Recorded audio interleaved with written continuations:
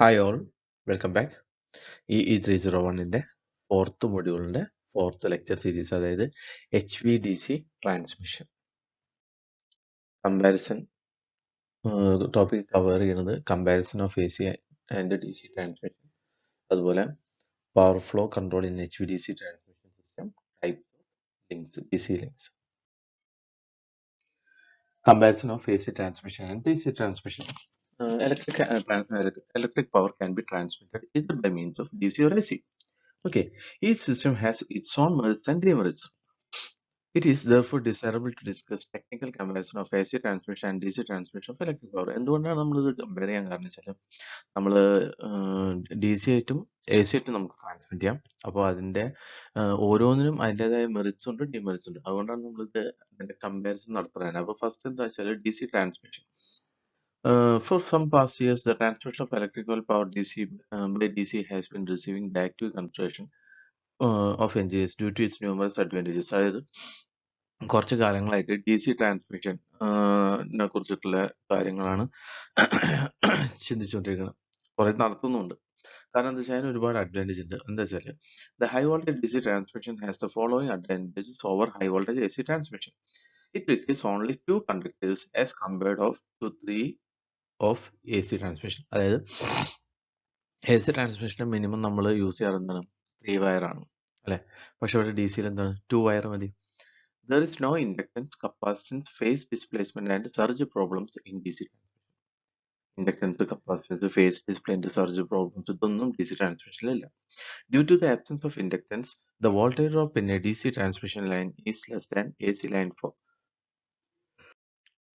for the same load and sending end voltage. Inductance അതേപോലെ voltage drop inductance ഇല്ലാത്തതുകൊണ്ട് transmission ലൈനിലുള്ള voltage drop ഒക്കെ കുറവായിരിക്കും. നമ്മളിപ്പോൾ ഇൻഡക്ടൻസും കപ്പാസിറ്റൻസും കാരണം കൊണ്ടുള്ള എഫക്ട് നമ്മൾ പഠിച്ചു അല്ലേ. അപ്പോൾ സെൻഡിങ് എൻഡ് വോൾട്ടേജും റിസീവിങ് എൻഡ് വോൾട്ടേജും ഏകദേശം സെയിം ആയിരിക്കും. അതുകൊണ്ട് തന്നെ എന്തായിരിക്കും, DC ട്രാൻസ്മിഷൻ ലൈനിന് ബെറ്റർ വോൾട്ടേജ് റെഗുലേഷൻ ആയിരിക്കും. എന്താ വോൾട്ടേജ് റെഗുലേഷന്റെ ഇക്വേഷൻ നമ്മൾ പഠിച്ചില്ലേ, no load voltage minus full load voltage by എന്ന് പറഞ്ഞിട്ട്. അപ്പൊ ആ രണ്ട് വോൾട്ടേജും അവിടെ തന്നെ ഡ്രോപ്പ് തീരല്ലാതെ ആകുമ്പോൾ തന്നെ എന്താണ്, വോൾട്ടേജ് റെഗുലേഷൻ നമുക്ക് മാക്സിമം ഉണ്ടാവും. Next, there is no skin effect in a DC system. Therefore, entire cross section of the line conductor is utilized. Skin effect പറഞ്ഞ സാധനം നമ്മളുടെ ഇതിൽ പറഞ്ഞിരുന്നത് ഇതിലില്ല. For the same working voltage, the potential stress on the insulation is less in case of DC system than that in AC system. ഒരു ഒരേ working വോൾട്ടേജിൽ potential stress on the insulation is less. അപ്പോൾ നമ്മൾ പഠിച്ചു potential stress, potential gradient ഒക്കെ പഠിച്ചില്ല. അത് ഇതിൽ എന്തായിരിക്കും, കുറവായിരിക്കും. അതുകൊണ്ട് തന്നെ ലൈൻ റിക്വേഴ്സ് ലെസ് ഇൻസുലേഷൻ മതി. A DC line has less corona loss and reduced interference with the communication circuit. Corona loss കുറവാണ്, അതുപോലെ ഇന്റർഫിയറൻസ് എന്താണ്, കമ്മ്യൂണിക്കേഷൻ ആയിട്ടുള്ള എന്താണ്, കമ്മ്യൂണിക്കേഷൻ സർക്യൂട്ട്സ് ആയിട്ട് കുറവാണ്. The high voltage DC transmission is free from dielectric losses, particularly in the case of cables. High voltage DC transmission എന്ന് പറഞ്ഞാൽ dielectric losses ഒന്നും ഫ്രീ ആണ്. അപ്പൊ നമ്മൾ ഇതുവരെ പഠിച്ച ഒരുപാട് കാര്യങ്ങൾ എന്താണ്, ഫ്രീ ആണ് അല്ലെ. In DC transmission there are no stability problems and synchronising difficulties. അതുപോലെ സ്റ്റെബിലിറ്റി പ്രോബ്ലം, സിങ്ക്രണൈസിങ് ഡിഫിക്കൽട്ടീസ്. ഈ സിങ്ക്രണൈസിങ് നിങ്ങൾ കണ്ടിട്ടില്ലേ, AC സിങ്ക്രണൈസിങ് എനിക്ക് തോന്നുന്നു നിങ്ങൾ പഠിച്ചിട്ടുണ്ടാവും അല്ലെ. ഇപ്പൊ ലാബിൽ വരും, എന്താ വെച്ചാൽ ഡാർക്ക് ലാമ്പ് മെത്തേഡ് എന്നൊക്കെ പറഞ്ഞിട്ട് ഒരു ഉണ്ട്. ഓക്കെ, അത് വെച്ചിട്ട് നമ്മൾ സിങ്ക്രണൈസ് ചെയ്യാം AC. ഓക്കെ, disadvantage ആണ് electric power cannot be generated at a high DC voltage due to commutation problem. ഏറ്റവും വലിയൊരു ഡ്രോബാക്ക് ആണ്. കാരണം എന്താ വെച്ചാൽ നമുക്ക് ജനറേറ്റ് ചെയ്യാൻ AC വഴിയേ പറ്റുള്ളൂ, DC വഴി പറ്റില്ല. The DC voltage cannot be stepped up for transmission of power at high voltage. അതുപോലെ DC ട്രാൻസ്മിറ്റ് ഏറ്റവും വലിയൊരു പ്രശ്നം എന്താണ്, സ്റ്റെപ്പ് അപ്പ് ചെയ്യാൻ പറ്റില്ല. ഡയറക്റ്റ് ട്രാൻസ്ഫോമർ ഉപയോഗിച്ചിട്ട് നമുക്ക് സ്റ്റെപ്പ് അപ്പ് ചെയ്യാൻ പറ്റില്ല. The DC switches and circuit breakers have there on limitation. അതുപോലെ DC-യുടെ സ്വിച്ചസ് തന്നെ ഓൺ ഓഫ് യൂസ് ചെയ്യുന്നത്. അതേപോലെ സർക്യൂട്ട് ബ്രേക്കേഴ്സ്, അതിന് എന്താണ്, ലിമിറ്റേഷൻസ് കൂടുതലാണ്. AC transmission. Nowadays, electrical energy is most exclusively generated, transmitted and distributed in the form of AC. പക്ഷെ നമുക്കൊരു കാര്യം അറിയാം, ഇപ്പോഴത്തെ പ്രസന്റ് സ്കിനാരിയോയിൽ നമ്മൾ കണ്ടിട്ടുള്ള എന്താ വെച്ചാൽ ഇലക്ട്രിക്കൽ എനർജി ജനറേറ്റ് ചെയ്യണതും ട്രാൻസ്മിറ്റ് ചെയ്യണതും ഡിസ്ട്രിബ്യൂട്ട് ചെയ്യണതും ഒക്കെ ഏത് വഴിയാണ്, AC വഴിയാണ്. ഇനി അഡ്വാൻറ്റേജസ് AC എന്താണെന്ന് നോക്കാം. The power can be generated at high voltages. അത് നമുക്കറിയാം, 11 kV വോൾട്ടേജിൽ നമുക്ക് എന്ത് ചെയ്യാം, പവർ ജനറേറ്റ് ചെയ്യാം. അത് മറ്റേതിൽ പറ്റില്ല. The maintenance of AC substation is easy and cheaper. The AC voltage can be stepped up or stepped down by transformers with ease and efficiency. അപ്പോൾ നമുക്ക് A C voltage step up ചെയ്യാം, step down ചെയ്യാം. അത് വളരെ simple ആയിട്ട് ഒരു transformer ഉണ്ടെങ്കിൽ നമുക്ക് വളരെ സിമ്പിൾ ആയിട്ട് ആക്കാം. This permits to transmit power at high voltages and distribute it at safe potential. അതുകൊണ്ട് തന്നെ നമുക്ക് എന്ത് ചെയ്യാം, ഹൈ വോൾട്ടേജിൽ എന്ത് ചെയ്യാം, ട്രാൻസ്മിറ്റ് ചെയ്യാം, അതുപോലെ ഡിസ്ട്രിബ്യൂട്ട് ചെയ്യാം അറ്റ് സേഫ് ആയിട്ട്. Disadvantage, an AC line requires more copper than DC line. A C ലൈൻ്റെ ഒരു എ സിയുടെ ഒരു ട്രാൻസ്മിഷൻ്റെ ഒരു ഇതെന്താ വെച്ചാൽ ഡി സി ലൈനെക്കാട്ടി മോർ കോപ്പർ എന്താണ് റിക്വയർ ആണ്. Construction of A C transmission line is more complicated than a D C transmission line. കാരണം എന്താ വെച്ചാൽ മറ്റോടത്ത് നിന്ന് നമുക്ക് സ്റ്റെപ്പ് അപ്പ് ചെയ്യേണ്ട ഇതൊന്നും ഇല്ലാത്തതുകൊണ്ട് അങ്ങനത്തെ കാര്യങ്ങളൊന്നും വേണ്ട. പക്ഷെ ഇവിടെ ട്രാൻസ്ഫോമർ അങ്ങനെയായിട്ട് കൺസ്ട്രക്ഷൻ കോസ്റ്റും കൂടുതലാണ്. Due to skin effect in the A C system the effective resistance of the line is increased. നമ്മൾ പറഞ്ഞു മറ്റേ സ്കിൻ എഫക്ട് അഫക്ട് ചെയ്യില്ല, പക്ഷെ ഇവിടെ സ്കിൻ എഫക്ട് കൊണ്ടുള്ള ഗുണം എന്താ വെച്ചാൽ എഫക്റ്റീവ് റെസിസ്റ്റൻസ് ഓഫ് ലൈൻ എന്ത് ചെയ്യും, കൂടും. അതോടുകൂടി നമ്മുടെ സപ്ലൈ കുറെ ലോസ് ആവും. അപ്പോ നമ്മള് മറ്റേ സ്കിൻ എഫക്ട് ബാധിക്കണമില്ല, അതുകൊണ്ട് അത് അവിടെ ഒരു അഡ്വാൻറ്റേജ് ആണ്. എന്നാൽ ഇവിടെ നമുക്ക് എന്താണ് ഈ എഫക്റ്റീവ് റെസിസ്റ്റൻസ് കൂടുന്നതുകൊണ്ട് തന്നെയാണ് എന്താണ് അത് നമുക്ക് വലിയൊരു ഡ്രോബാക്ക് ആണ്. A C line has capacitance. നമ്മൾക്ക് നല്ല എ സിയുടെ കാര്യം പറഞ്ഞിട്ടോ. A C line has capacitance, therefore there is a continuous loss of power due to charging current even when the line is open. Okay, from the above comparison of AC transmission and DC transmission, it is clear that high voltage DC transmission is superior to high voltage AC transmission. Although at present the transmission of electric power is carried out by AC, there is an increasing interest in DC transmission. Even നമ്മളിപ്പോ എന്താണ് പറയാ, comparison നോക്കുമ്പോൾ D C ആണ് നമുക്ക് ഗുണങ്ങൾ തോന്നുന്നുണ്ടെങ്കിൽ പോലും നമ്മളിപ്പോ എ സി ആണ് ട്രാൻസ്മിറ്റ് ചെയ്യുന്നത്. പക്ഷെ ആൾക്കാർ ഇതിനെക്കുറിച്ച് ചിന്തിച്ചു തുടങ്ങി, ഡി സി ട്രാൻസ്മിഷൻ ആയിക്കഴിഞ്ഞാൽ എങ്ങനെ ഉണ്ടാവും എന്നുള്ളതിനെ കുറിച്ച്. The introduction of mercury arc rectifiers and thyratrons have made it possible to convert AC into DC and vice versa easily and efficiently. ഈ മെർക്കുറി ആർക്ക് റെക്ടിഫയർ അതുപോലെ തൈറാട്രോൺ എന്ന് പറഞ്ഞു കഴിഞ്ഞാൽ ഡീസൽ. അപ്പൊ ഇവിടെ എന്താ വെച്ചാൽ നമ്മൾ ആദ്യം ജനറേഷൻ സ്റ്റേഷൻ എ സി ഇതാക്കിയിട്ട് എന്ത് ചെയ്യും, ട്രാൻസ്ഫോമർ വെച്ചിട്ട് എന്ത് ചെയ്യും, അത് പിന്നെ സെൻഡിങ് എൻഡിൽ ഒരു ട്രാൻസ്ഫോമർ വെച്ചിട്ട് സപ്ലൈ എന്ത് ചെയ്യും, സ്റ്റെപ്പ് അപ്പ് ചെയ്യും. ആ സ്റ്റെപ്പ് അപ്പ് ചെയ്ത് മെർക്കുറി ആർക്ക് റെക്ടിഫയർ വെച്ചിട്ട് ഡി സി ആക്കി മാറ്റും. ഇതേവരെ എ സി ആണ്, അപ്പോൾ അതിന്റെ ഔട്ട്പുട്ട് എന്തായിരിക്കും, ഡി സി ആയിരിക്കും. അത് ട്രാൻസ്മിറ്റ് ചെയ്തു. അപ്പോൾ ഇവിടുത്തെ ലോസസ് ഒക്കെ ഒഴിവാക്കി നമ്മളുടെ അഡ്വാൻറ്റേജ് യൂസ് ചെയ്തു. എന്നിട്ട് തൈറാട്രോൺ എന്ന് പറഞ്ഞിട്ടുള്ള ഒരു ഡിവൈസ് ഉണ്ട്, അത് വെച്ചിട്ട് എന്ത് ചെയ്യും, ഇതിനെ വീണ്ടും എ സി കൺവേർട്ട് ചെയ്തിട്ട് എന്ത് ചെയ്യും, ഇവിടെ നമുക്ക് സ്റ്റെപ്പ് ഡൗൺ ചെയ്തിട്ട് എന്ത് ചെയ്യും, 3 ഫേസ് സപ്ലൈയിലേക്ക് കൊടുക്കും. അങ്ങനെയാണ് പറയുന്നത്. അപ്പോൾ ഇത് പറയുമ്പോഴും അപ്പോൾ നമുക്ക് മെർക്കുറി ആർക്ക് റെക്ടിഫയറും തൈറാട്രോണും കാര്യം കൊണ്ട് പെട്ടെന്ന് എ സിനെ ഡി സി ആക്കാനും ഡി സിനെ എ സി ആക്കാനും പറ്റുന്ന പറയുന്നത്. Such devices can operate up to 30 megawatt at 400 kV in single unit. ഒരു സിംഗിൾ യൂണിറ്റിൽ 30 മെഗാവാട്ടിൽ 400 kV വരെ വർക്ക് ചെയ്യും. The present day trend is towards AC for generation and distribution and high voltage DC for transmission. അപ്പൊ ഇപ്പോഴത്തെ ഒരു trend ഇനി വരാൻ പോകണം എന്താ വെച്ചാല്, വന്നു കഴിഞ്ഞു നമ്മളവിടെ നിന്ന് എത്തിയിട്ടില്ല. എ സി ആണ് ജനറേറ്റ് ചെയ്യുക, ട്രാൻസ്മിറ്റ് ചെയ്യുക, എന്താണ് ട്രാൻസ്മിഷനും ഡിസ്ട്രിബ്യൂഷനും വേണ്ടിയിട്ട് എന്ത് യൂസ് ചെയ്യും, സോറി ജനറേഷനും ഡിസ്ട്രിബ്യൂഷനും വേണ്ടിയിട്ട് എ സി യൂസ് ചെയ്യും, അതിന്റെ ഇടയിലുള്ള ട്രാൻസ്മിഷൻ വേണ്ടിയിട്ട് എന്ത് ചെയ്യും, ഡി സി യൂസ് ചെയ്യും. അപ്പൊ നമ്മൾ ശ്രദ്ധിക്കുക, നമ്മൾക്ക് 3 കാറ്റഗറിയാണ്. ജനറേഷൻ ഉണ്ട്, ട്രാൻസ്മിഷൻ ഉണ്ട്, അതായത് ഒരു സബ്സ്റ്റേഷനും മറ്റേ സബ്സ്റ്റേഷനിലേക്ക് പോണതിനാണ് ട്രാൻസ്മിഷൻ പറയാം. അത് കഴിഞ്ഞിട്ട് കൺസ്യൂമർ സൈഡിലേക്ക് കൊടുക്കുന്നതിനാണ് ഡിസ്ട്രിബ്യൂഷൻ പറയാം. അപ്പൊ നമ്മുടെ നാട്ടിലൊക്കെ നിങ്ങൾ നോക്കിക്കഴിഞ്ഞാൽ ചെറിയ ലൈന് പോണതൊക്കെ ഡിസ്ട്രിബ്യൂഷൻ ലൈനാണ്. വലിയ സ്റ്റീൽ ടവർ കൂടെ, അതായത് സബ്സ്റ്റേഷൻ ടു സബ്സ്റ്റേഷൻ, അതായത് നമ്മൾ ജനറേറ്റിംഗ് സ്റ്റേഷൻ്റെ അവിടെ ജനറേറ്റ് ചെയ്തു. നമ്മളെ ജനറൽ ലേഔട്ട് ഉണ്ട്, അതിൽ നോക്കിയാൽ മനസ്സിലാവും, ഞാൻ പറഞ്ഞത്. Okay, figure shows the single line diagram of high voltage DC transmission. The electric power is generated in AC and is stepped up to high voltage by sending and transformer TS. The AC power at a high voltage is fed in the mercury arc rectifiers which convert AC into DC.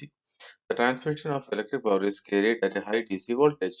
As the receiving end DC is converted to AC with the help of thyratron, the AC supply is stepped down to low voltage by receiving and transformer for the distribution.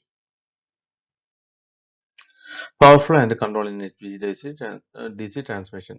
അപ്പോൾ equal circuit of A D C transmission link ആണ് കാണിച്ചിരിക്കുന്നത്. അതായത് നമ്മളുടെ mercury ആർക്ക് ഇത് തൊട്ടിട്ട് നമ്മളുടെ rectifier തൊട്ടിട്ട് നമ്മളുടെ തൈറാട്രോൺ വരെയുള്ള അതിന്റെ ട്രാൻസ്ഫോമേഴ്സ് ഒന്നും കാണിച്ചിട്ടില്ല. ഓക്കെ, അപ്പോൾ ഇങ്ങനെ ഒരു ഇത് കാണിച്ചിട്ട് അപ്പോൾ ഇതിന്റെ നമ്മളൊരു പവർ ഫ്ലോന്റെ ഇക്വേഷൻ പറഞ്ഞിരുന്നു. അതാണ് ഈ കാണുന്നത്. Current I D in the line is given by I D is equal to V O R cos alpha V O I cos beta or alpha divide by R C R plus R L plus or minus R C I. ഇതൊന്ന് പഠിച്ചു വെക്കുക. മനസ്സിലായോ? ഈ ഒരു equation just ചോദിച്ചിട്ടുണ്ട്. ഇതിൽ R L എന്ന് പറഞ്ഞു കഴിഞ്ഞാൽ എന്താണ്? ലൈൻ റെസിസ്റ്റൻസ് ആണ്. ഇതാണ് ലൈൻ റെസിസ്റ്റൻസ്.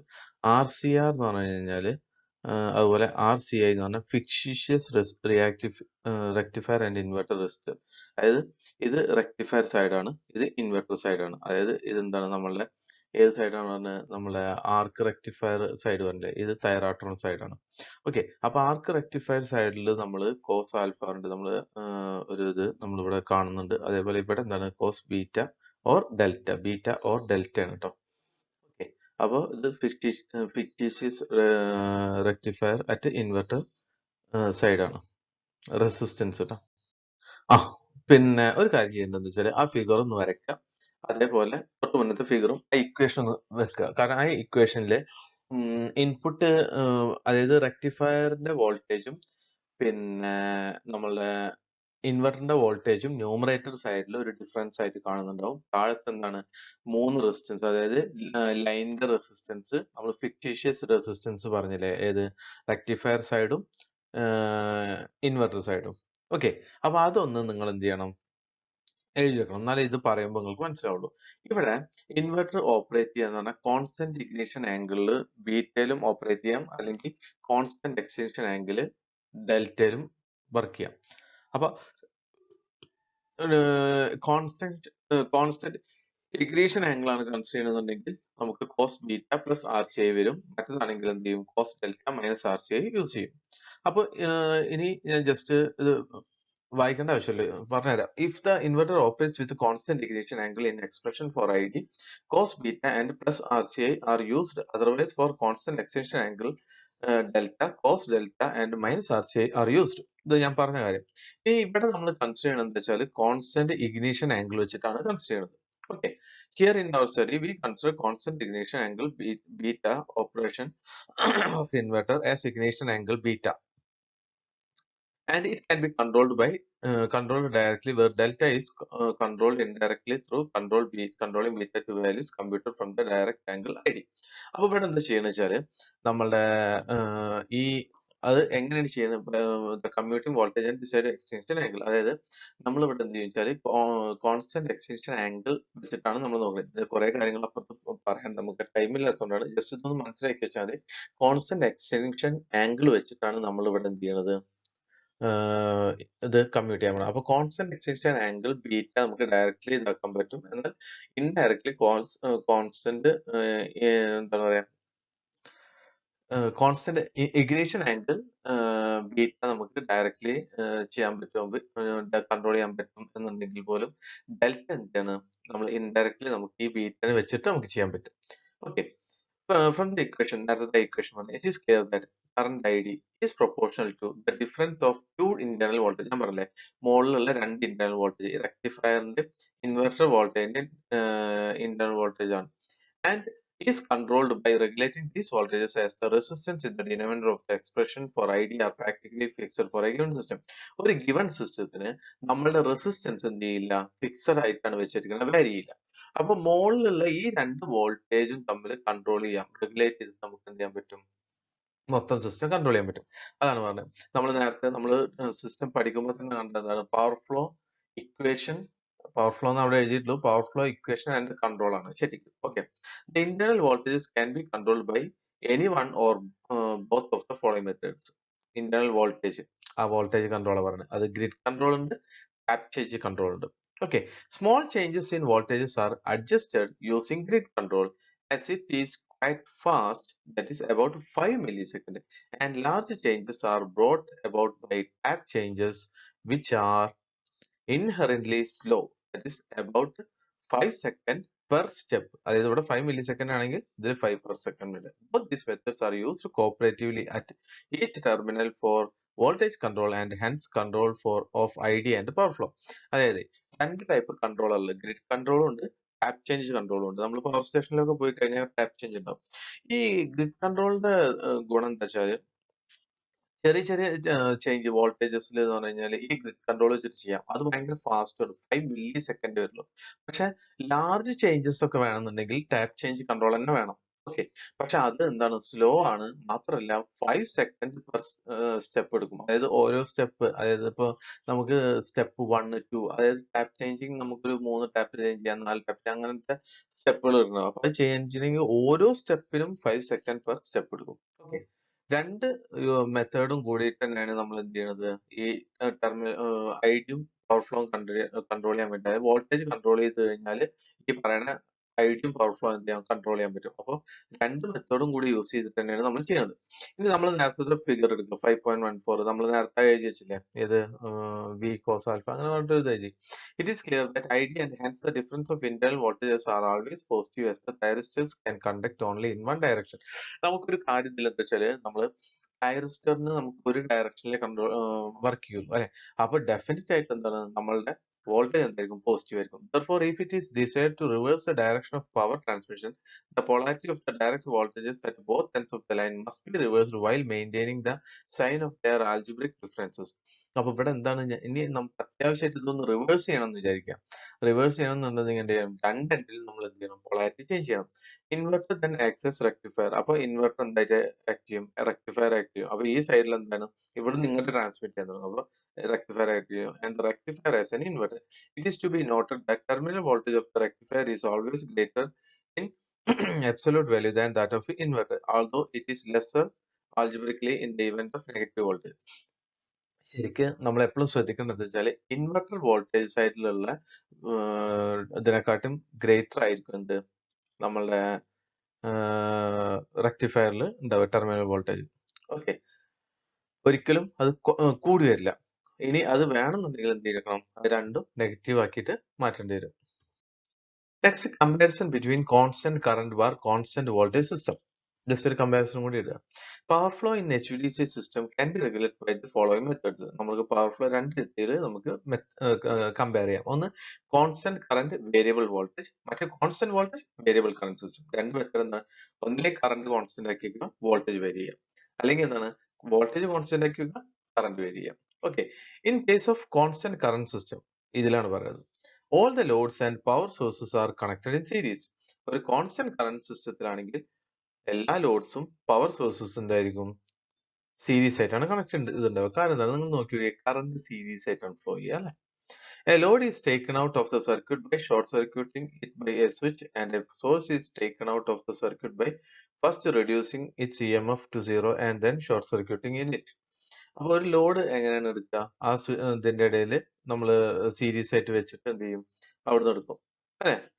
ആൻഡ് പിന്നെന്താണ്, ഒരു സോഴ്സ് ആണ് എടുക്കണമെന്നുണ്ടെങ്കിലോ സർക്യൂട്ട് ഫസ്റ്റ് റെഡ്യൂസ് EMF സീറോയിലോട്ട് then short circuiting it. In constant voltage system, ഇനി കോൺസ്റ്റന്റ് വോൾട്ടേജ് സിസ്റ്റത്തിലെ അവസ്ഥ എന്താ, various loads and sources are connected in parallel. നമ്മൾ പാരലൽ ആയിട്ട് ഇങ്ങനെ കണക്ട് ചെയ്തിട്ടുണ്ടാവും. നമ്മൾ ശരിക്കും വീട്ടിലൊക്കെ ചെയ്യുന്നത് പാരലൽ സിസ്റ്റം ആണ്. എ ലോഡ് ഓർ ഈ സീരീസ് ആവുമ്പോ എന്താ അറിയോ, ഏതെങ്കിലും ഒരു സ്ഥലത്ത് ബ്രേക്ക് വന്നു കഴിഞ്ഞാൽ എൻ്റയർ കണ്ടിന്യൂറ്റി പോയി പോകും അല്ലെ. ശ്രദ്ധിച്ചിട്ടുണ്ടോ, ഏതെങ്കിലും ഒരു സ്ഥലത്ത് വന്നു കഴിഞ്ഞാൽ കണ്ടിന്യൂറ്റി പോയി പോകും. പാരലൽ ആണെങ്കിൽ ആ ഒരു ഇത് വരില്ല. A load or source is taken out of the circuit by opening the switch in its corresponding branch. അപ്പോൾ ഒരു ലോഡ് ഒരു സ്വിച്ച് എന്താണ് ഏതെങ്കിലും കറസ്പോണ്ടിങ് ബ്രാഞ്ചിൽ ഇതായിട്ട്. Where the constant current system was used in the past for street lighting and on some for the earlier DC transmission projects, the constant voltage system is almost universally used these days in AC transmission and distribution network. അപ്പോ നമ്മളുടെ constant current source എവിടെ use ചെയ്തിരുന്നത് വെച്ചാൽ street ലൈറ്റിംഗിലാണ്. അതായത് പണ്ടൊക്കെ എങ്ങനെ വെച്ചാല് ഇട്ട് കഴിഞ്ഞാല് ഒറ്റയടിക്കെല്ലാം കത്തണില്ല. And on some of the earlier DC transmission കുറച്ച് പണ്ടത്തെ DC ട്രാൻസ്മിഷൻ പ്രൊജക്ട്സിൽ യൂസ് ചെയ്തത്. ബട്ട് കോൺസ്റ്റന്റ് വോൾട്ടേജ് സിസ്റ്റം എവിടെയാണ് യൂസ് ചെയ്യുന്നത്, it is almost universally used these days in AC transmission. Constant voltage source ആണ് നമ്മളുടെ AC ട്രാൻസ്മിഷനും ഡിസ്ട്രിബ്യൂഷനും ഒക്കെ നടക്കുന്നത്. Most of HVDC projects to date are two terminal networks.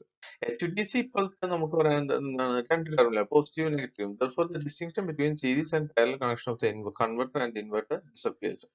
അതുകൊണ്ട് തന്നെ series parallel connection എന്നുള്ള converter ഇൻവെർട്ടറിന്റെ ഇത് വരുന്നില്ല. The comparison between constant current and constant voltage system is therefore made on the following grounds. ഈ comparison നമ്മൾ ചെയ്യുന്നത് ഈ പറയാൻ പോണ ഗ്രൗണ്ട് അടിസ്ഥാനത്തിലാണ്. The limitation of variation of current due to faults on the DC line or converter or due to variation in AC voltage. ഒന്ന് പറഞ്ഞു കഴിഞ്ഞാൽ എന്താണ് limitation? Current variation of current due to faults on the DC line അല്ലെങ്കിൽ converter or due to variation in AC voltage. അടുത്തത് പറഞ്ഞു കഴിഞ്ഞാൽ energy losses and efficiency. On a constant current system, the short circuit currents are limited to theoretically full load current, but practically at the most 2 times the full load current. On a ഒരു constant current source ആണെങ്കിൽ the short circuit current are limited to theoretically to full load current. ഒരു constant current system ആണെങ്കിൽ short circuit current പറഞ്ഞാൽ theoretically full load current വരെ limit ചെയ്തു, but practically at the most 2 times full load current. അപ്പോൾ ഒരു constant current സിസ്റ്റത്തിലുള്ള പ്രശ്നം എന്താ വെച്ചാൽ സാധാരണ ഷോർട്ട് സർക്യൂട്ട് കറന്റ് പറഞ്ഞാൽ ഫുൾ ലോഡ് കറന്റ് നമ്മൾ പറയുമെങ്കിൽ പോലും പ്രാക്ടിക്കലി എന്താണ് അതിന്റെ ഇരട്ടി ഉണ്ടാവും. However in case of constant voltage AC system the fault currents are as high as 20 times the full load current. പക്ഷേ voltage AC system constant voltage AC സിസ്റ്റത്തിനാണെങ്കിൽ 20 times ഫുൾ ലോഡ് കറന്റിനെക്കാട്ടും ഉണ്ടാവും ഷോർട്ട് ചെയ്ത് കഴിഞ്ഞാൽ. As the current is limited by the effective impedance of the system. പക്ഷെ ആ current നമുക്ക് എന്താ പറ്റും? Impedance effective impedance of the system വെച്ച് നമുക്ക് ലിമിറ്റ് ചെയ്യാൻ പറ്റും. Okay, on constant voltage DC system fault currents would be much greater as these are limited only by circuit resistance. ഇനി ഒരു കോൺസ്റ്റന്റ് വോൾട്ടേജ് DC സിസ്റ്റത്തിലാണെങ്കിലോ ഫോൾട്ട് കറന്റ് എന്താണ് ഭയങ്കര കൂടുതലായിരിക്കും. അപ്പോൾ കോൺസ്റ്റന്റ് കറന്റ് സിസ്റ്റത്തിലാണെങ്കിൽ ഷോർട്ട് സർക്യൂട്ട് ഒപ്പിച്ചു കഴിഞ്ഞാൽ ഡബിൾ ടൈം ആയിരിക്കും. പക്ഷെ on constant voltage DC system ആണെങ്കിൽ ഫോൾട്ട് കറന്റ് വന്നു കഴിഞ്ഞാൽ ഭയങ്കര കൂടുതലായിരിക്കും. ബട്ട് അത് ലിമിറ്റ് ചെയ്യണമെങ്കിൽ എന്താണ് സർക്യൂട്ട് റെസിസ്റ്റൻസ് വെച്ചിട്ടേ പറ്റുള്ളൂ. As regards losses, നമുക്കറിയാം I2R losses. എന്ത് ലോസ് ആണത്? Copper losses are relatively larger in A constant current system. Always full load losses, അതായത് I2 ആണ് വരിക. As compared to constant voltage system where the losses were proportional to square of the power transmitted. As the system operates, അതായത് as regards to losses, I2R loss എന്ന് പറഞ്ഞു കഴിഞ്ഞാൽ V ആണ് അല്ലെ, copper losses are relatively V അല്ല power അല്ലെ. അപ്പോൾ ഈ പവർ എന്താണ്? Proportional to square of the current ആയിട്ടാണ് വരുന്നത് അല്ലെ. As the system operates proportional to റെസിസ്റ്റൻസും അല്ല I2 ആയിട്ടാണ് വരുന്നത്. Okay, as the system operates for a short time as its rated power the daily or annual energy loss is much less in constant voltage system.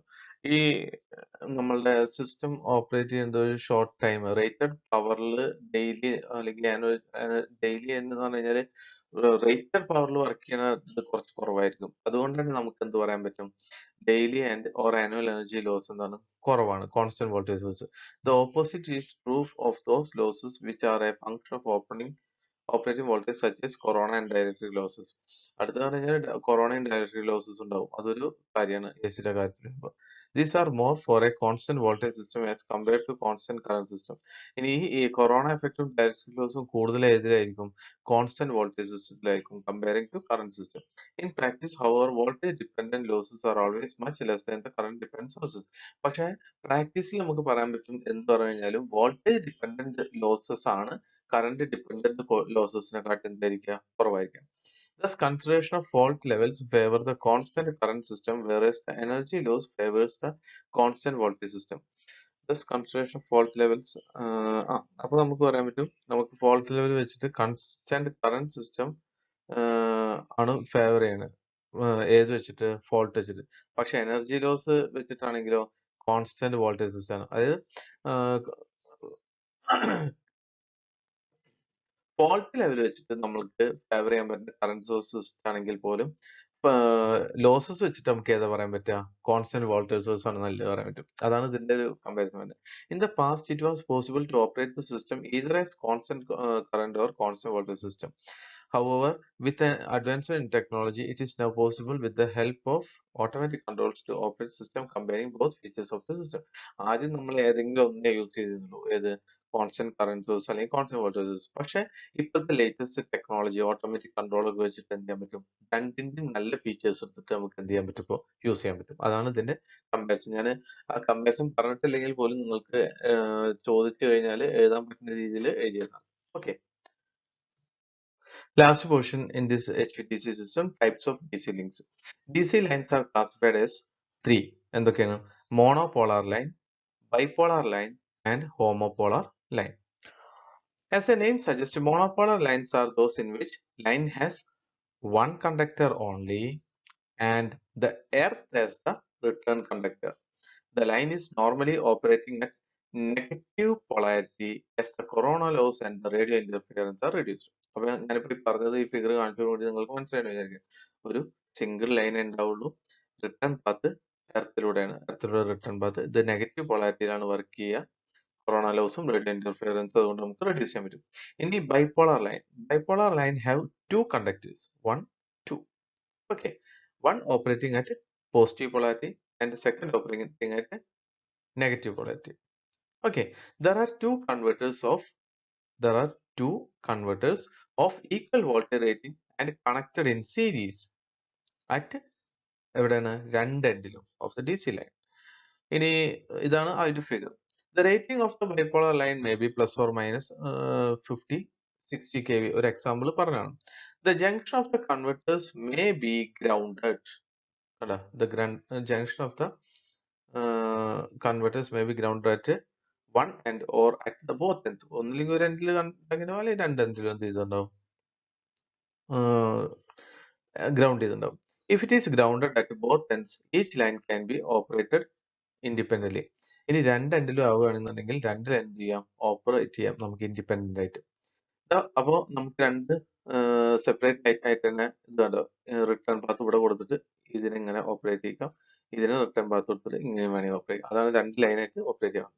Homopolar lines have two or more conductors having the same polarity. Homopolar line എന്താണ്, two or more conductors ഉണ്ടാവും. Usually negative for the reason of corona. നമ്മൾ same polarity നെഗറ്റീവിൽ തന്നെയാണ് നമ്മൾ work ചെയ്യുക. ഇതിവിടെ just രണ്ടെണ്ണം കാണിച്ചിട്ടുള്ളൂ എന്നുള്ള, രണ്ടിനും മേലുണ്ടാവും, ടു ഓർ മോർ ആണ്. ഓക്കെ.